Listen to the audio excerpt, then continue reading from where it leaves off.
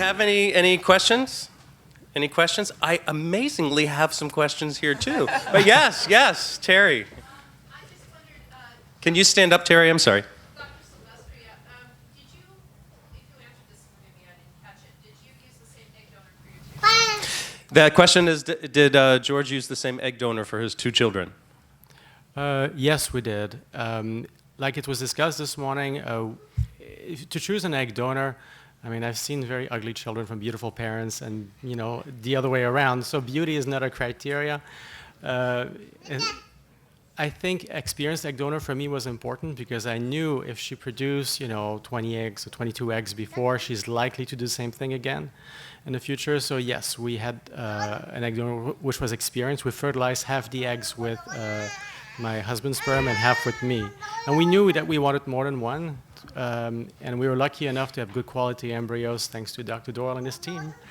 Good quality embryos, a good number from each of the spouses, and one is biologically mine and one is biologically David's, same egg donor. They actually, our 2 children born 3 years apart were conceived the same day. Yes. And then I won't come to that. No, not at all. I just wanted to ask Corbie, I love that you do the boy thing, like you're a boy from your boys, I love that. But did you have any thoughts as you were helping a family have a baby, if this baby had been a girl, would that have, as a mom's voice, would that have been a harder thing for you? Did everybody hear the question? Yep. Oh, okay. The question is, given that Corbie has boys at home, she has New York boys, if the child she was caring for, George and David, had been a girl, would that have created a different issue for her? I think George and David both thought that they were going to have a girl. I think that no matter what the gender would have been, I used to always give them a hard time that, you better get rest now because, you're going to have many sleepless nights and I'm going to be sleeping nice and sound in my bed. And, my kids are out of diapers. And as of right now, I have no interest in having a little baby. Eventually, yes, but they're a lot of work. So, and even when I see Noah now, I'm always happy to give him back. Yes, Yeah. in the back. I'm just interested as surrogates, how, especially now that you are here and seeing Noah, how do you relate with Noah? What does he call you, and how does that relationship develop? The question to Corbie was, how is it seeing Noah now? How does he relate to her, and what does he call her? Noah is going to be 6 months old, so as of right now, he doesn't not call me anything. You're right.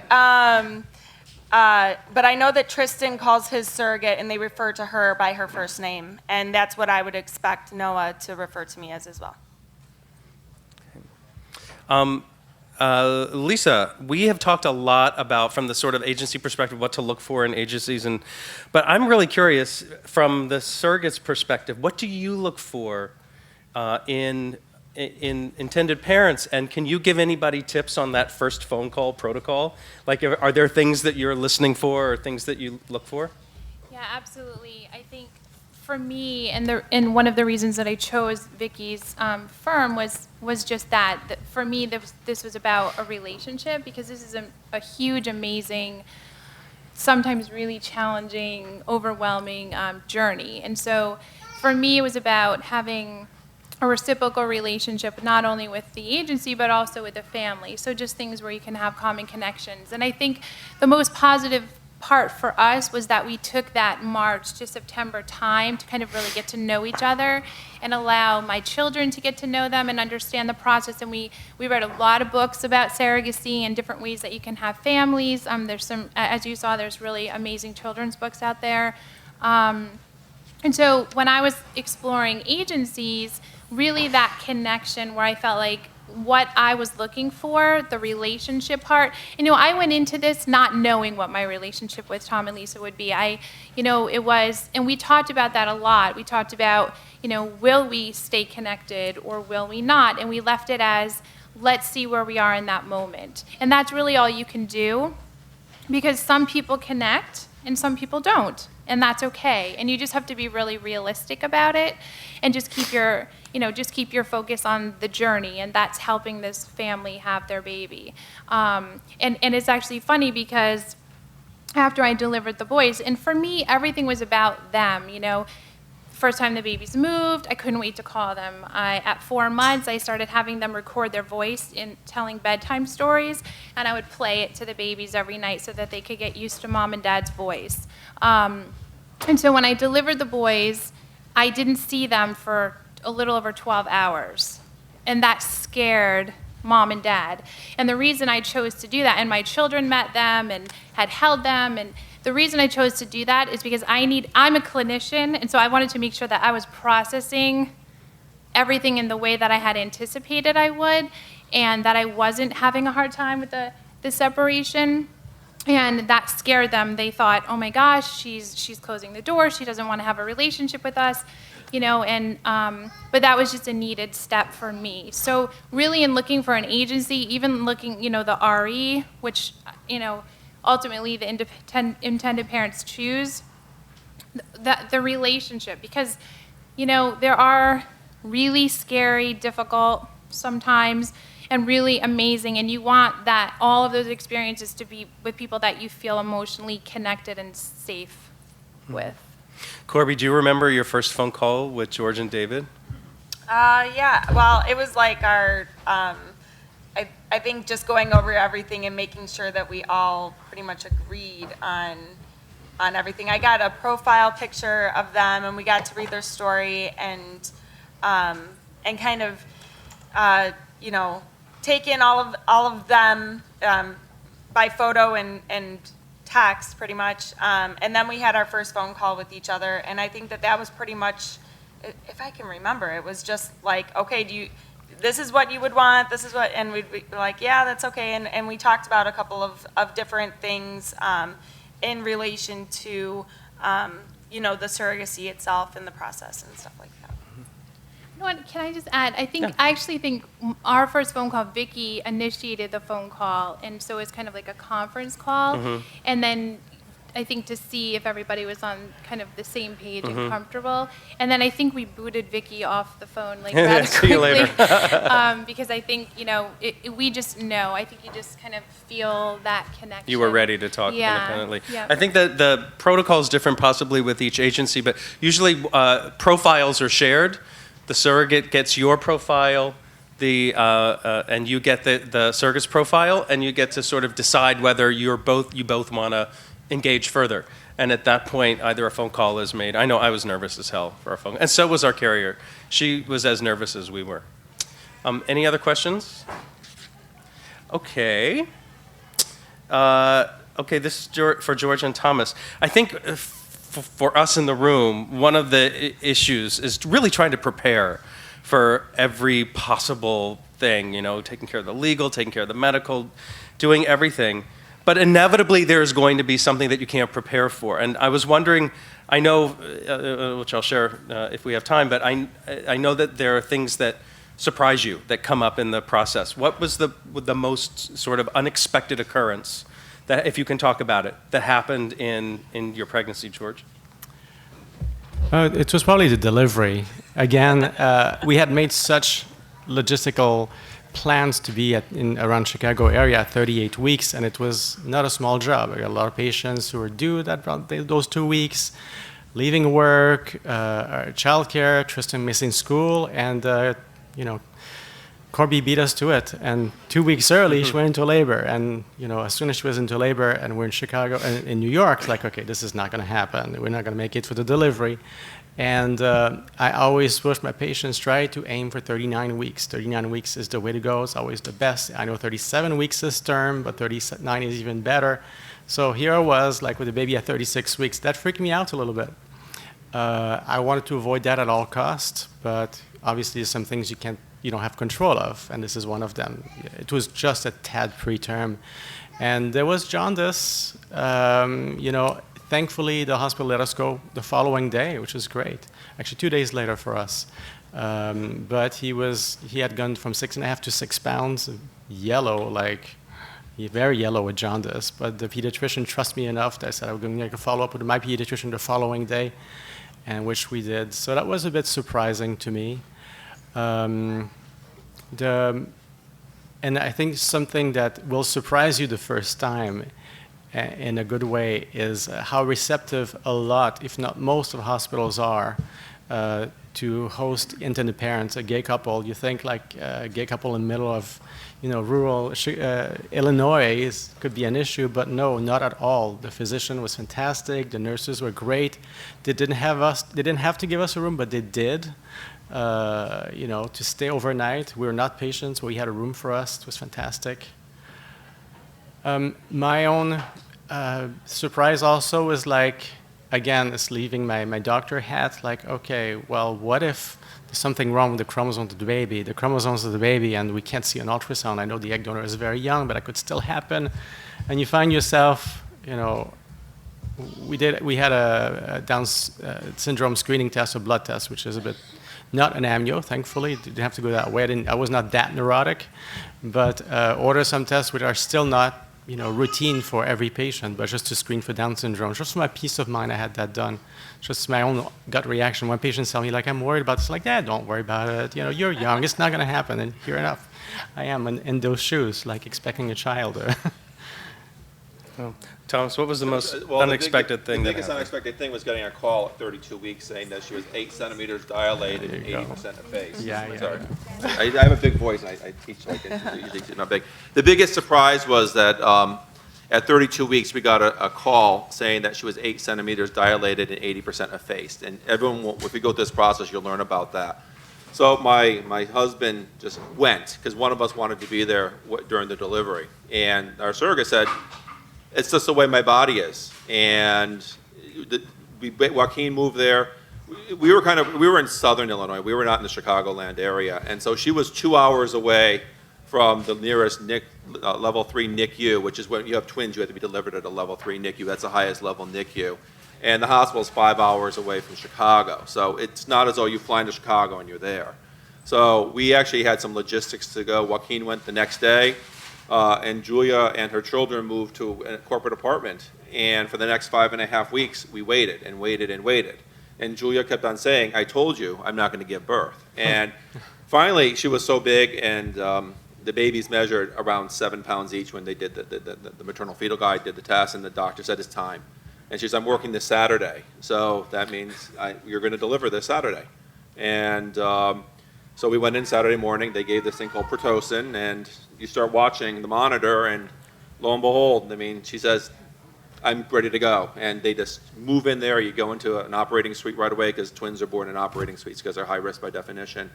And our twins came out almost instantaneously, within 20 minutes, one push apart from each.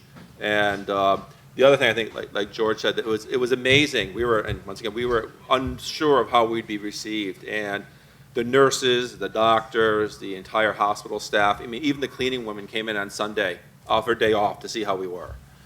We were incredibly well received. They gave us our own suite also. We gave them orders, very detailed orders about how everything was to be. Everyone, down to the clerk, was just really diligent, wanted to make sure the birth certificate was filled out correctly, wanted to make sure that we were comfortable. It was really an amazing process. We even talked to the people how that thing is to be billed, and they billed everything correctly. There was never an error. So we were really surprised by the diligence of the staff at this hospital that was really in the middle of Illinois, if you will, and it was quite rural in the area where not was most people here would be expecting to a New York City hospital. So I think those are the two biggest surprises. And I think that the next surprise, obviously the next surprise is we too had jaundice. Nico had jaundice, and the pediatrician said, well, you should drive home. And driving home took 21 hours, and it's a long way. And we're glad we did it. We learned a lot about changing babies and feeding babies at rest areas, if that's a useful tool. That's definitely an art. Oh, that's an art, boy, especially when you go through Pennsylvania. When you go into Pennsylvania, it says New York City, 485 miles, ugh.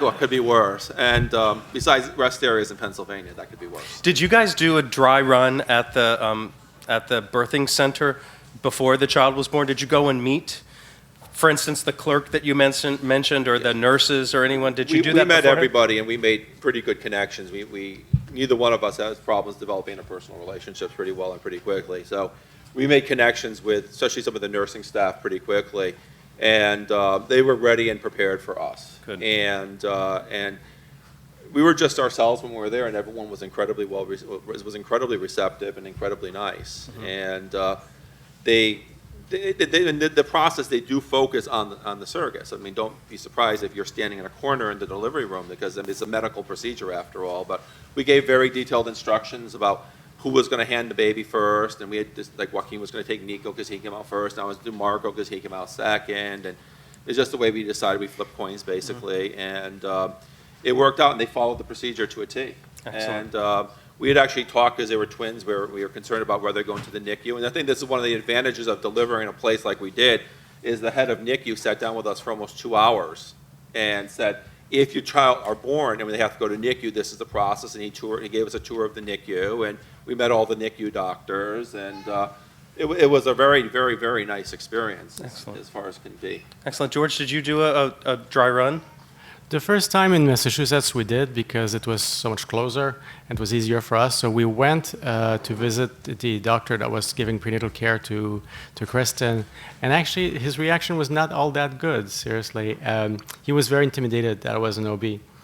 And when I asked for some results, even if like she had given the full agreement to share the medical records and the information, it was like the staff was very turned off. It was obviously the first time they had dealt with a gestational carrier. But in the end, it turned out okay. We went there to meet the hospital staff, and it was fine. And at the time of delivery, it was perfectly fine. It was one of his partners who delivered, and everything turned out okay. The second time in Chicago, we had to be trusting, and we spoke to the physician on the phone several times, and I knew the relationship would be far better and much different, and I didn't need to go physically there. We went very briefly to his clinic at the anatomy ultrasound, and that was good enough. We were very reassured. We went to all the major milestones. We flew in for all the major milestones. So, and the funny part was the first one, we went for the first ultrasound, and the woman didn't know. We tried to explain it to her. She wasn't that sophisticated, that what the situation was, and she didn't know we were expecting twins, and she broke out in highs when she heard 2 heartbeats. And she was like, I said, no, it's okay. It's what we wanted. It's what we wanted. And and she was like relieved when we finally said that's what we wanted, but she broke out in total highs. But everyone, I mean, everyone was really pleasant to us all the way through. And we went to hospitals in St. Louis, we went to hospitals in Southern Illinois, and everybody was very pleasant and I think, surprisingly open-minded. I think that's the norm these days. Any questions yet? Okay, I want to mention, Corbie, I'm so glad that you brought up the issue about your husband, because I know our carrier, her husband had a hard time with it. And I think he did feel like the odd man out. And she described to us afterwards that he didn't want to go to the hospital when she was in the hospital. He'd been sleeping next to her, getting bigger and bigger and bigger, with this child inside of her, and they have 2 kids, and it was very, very difficult for him. And he didn't meet Nicholas until Nicholas was about 1, and we have yearly visits with them. So they came to my mom's house, and he met Nicholas, and at that point, I think he finally, he'd processed the information. But I'm wondering if you have any tips for us to help include the carrier's partner or husband. And Lisa, I'm also interested to hear how your husband handled this. Any tips? I don't know. I would just say, even if you sense disconnect from him, don't just say, oh, this is why. It's just because it's not his baby. Keep going. Keep trying to nurture that relationship. I think that's probably going to be the most important thing. Don't just give up on it. Just slowly but surely, just keep trying to include him in what's going on. Yeah. Lisa, what was it like for your husband? Let me just put this over there. Thank you. Yeah, I would really support what Corbie's saying, that it's the relationship, and I think because we started the relationship so far ahead of doing the transfer, that really helped, because by that point we were good friends. We were doing things together as families, and so I think it was just positive in that there was already this connection and an understanding of what the ultimate goal of the journey was going to be.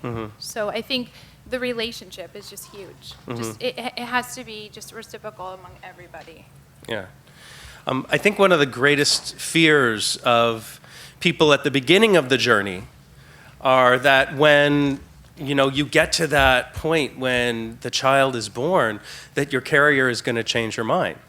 And the greatest fear, I think, for many of us turned out to be saying goodbye to the carrier when you were leaving the hospital. I think for my journey, that was the hardest part. Gary and I were in tears for a very long time. Did you guys experience, how do you handle that separation, that final sort of separation? And then that leads into another question about what is the level of communication that you maintain, that's ideal for you? I know it's different for everybody, but for what you guys are doing. So what was that like for you in separating that last time in the hospital? I think for myself, I knew we weren't separating. So we like I said, we kept everything very realistic. We didn't know what was going to happen.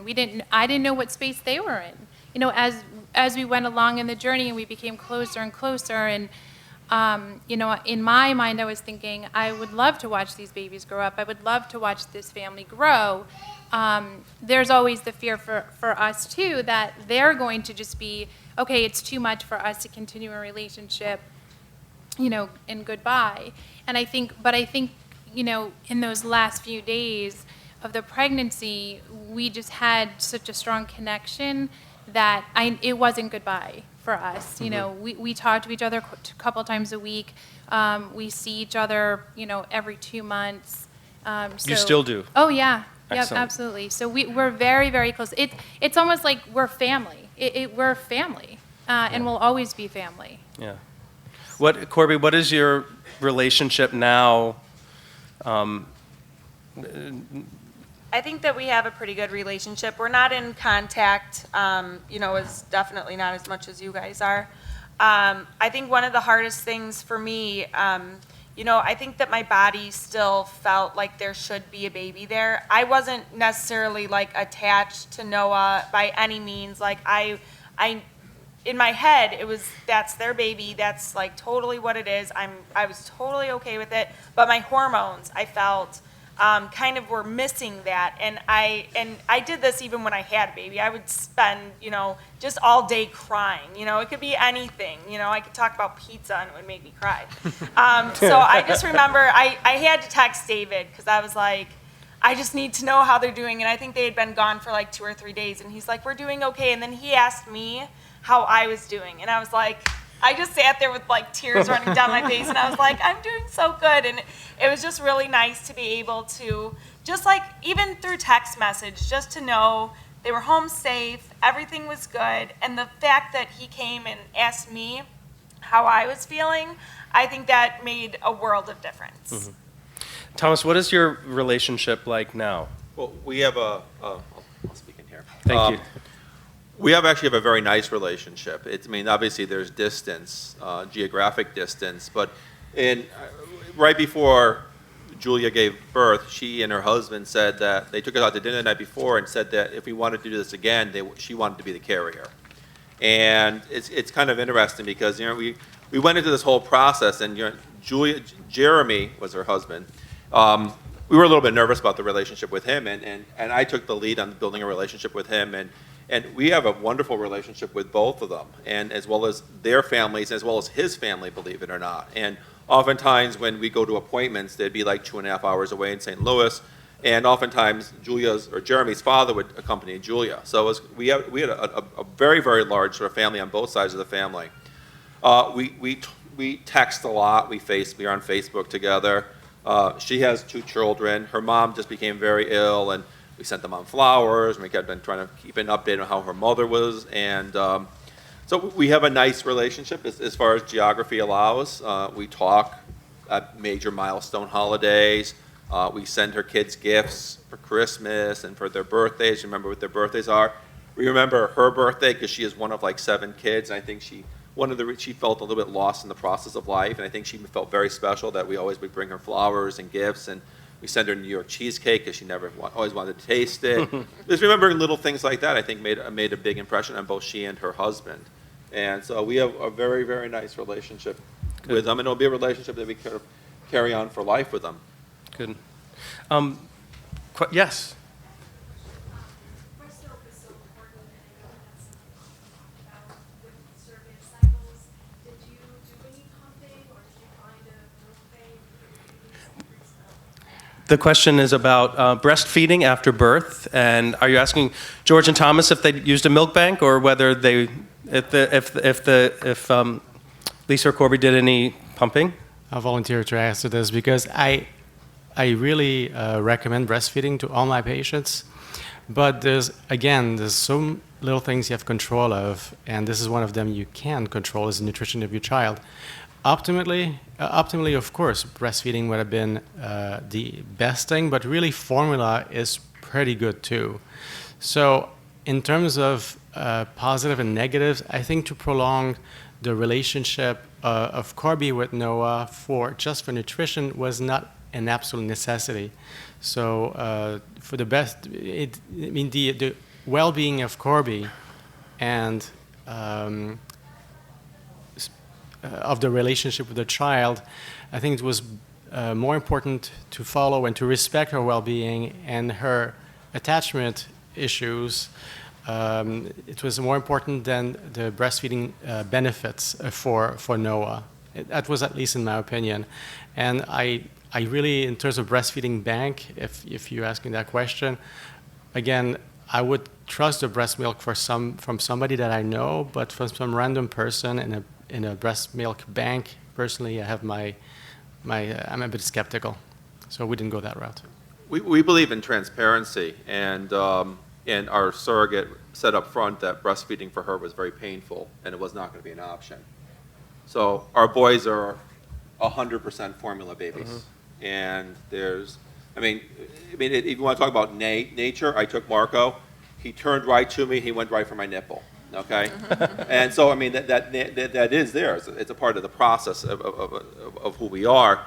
But then he swallowed within 10 minutes of birth. We gave him a bottle, and he had 2 ounces, which is, they said he may take 20 milliliters, and he took 2 ounces. So our children are 100%. They say they're 14 months old, and they have never been sick. And I emphasize they've never had a cold, they've never had the flu, they've never even had teething problems. They are healthy babies. So when I hear that you have to have breast milk because of health purposes, I go, well, my babies have been 100% formula baby. There is no breast milk in our house. And they've been perfectly healthy. They've surpassed all their milestones and everything else. So.